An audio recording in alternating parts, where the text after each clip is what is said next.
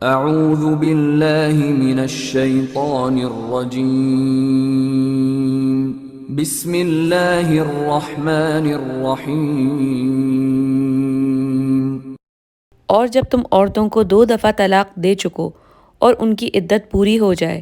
تو انہیں یا تو حسن سلوک سے نکاح میں رہنے دو یا بطریقہ شائستہ رخصت کر دو، اور اس نیت سے ان کو نکاح میں نہ رہنے دینا چاہیے کہ انہیں تکلیف دو اور ان پر زیادتی کرو، اور جو ایسا کرے گا وہ اپنا ہی نقصان کرے گا۔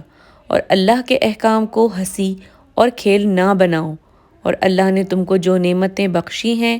اور تم پر جو کتاب اور دانائی کی باتیں نازل کی ہیں جن سے وہ تمہیں نصیحت فرماتا ہے ان کو یاد کرو،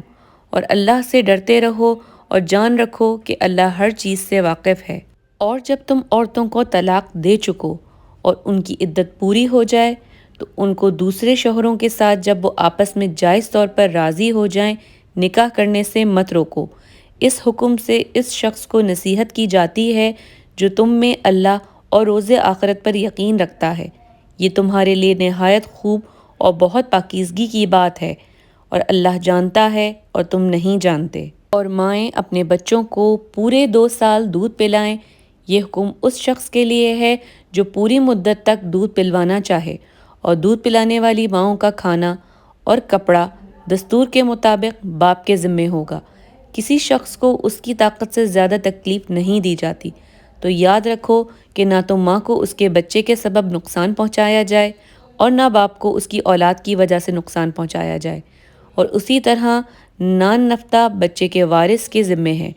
اور اگر دونوں یعنی ماں باپ آپس کی رضامندی اور صلح سے بچے کا دودھ چھڑوانا چاہیں تو ان پر کچھ گناہ نہیں، اور اگر تم اپنی اولاد کو دودھ پلوانا چاہو تو تم پر کچھ گناہ نہیں، بشرط یہ کہ تم دودھ پلانے والیوں کو دستور کے مطابق ان کا حق جو تم نے دینا کیا تھا دے دو، اور اللہ سے ڈرتے رہو اور جان رکھو کہ جو کچھ تم کرتے ہو اللہ اس کو دیکھ رہا ہے۔ اور جو لوگ تم میں سے مر جائیں اور عورتیں چھوڑ جائیں تو عورتیں 4 مہینے اور 10 دن اپنے آپ کو روکے رہیں،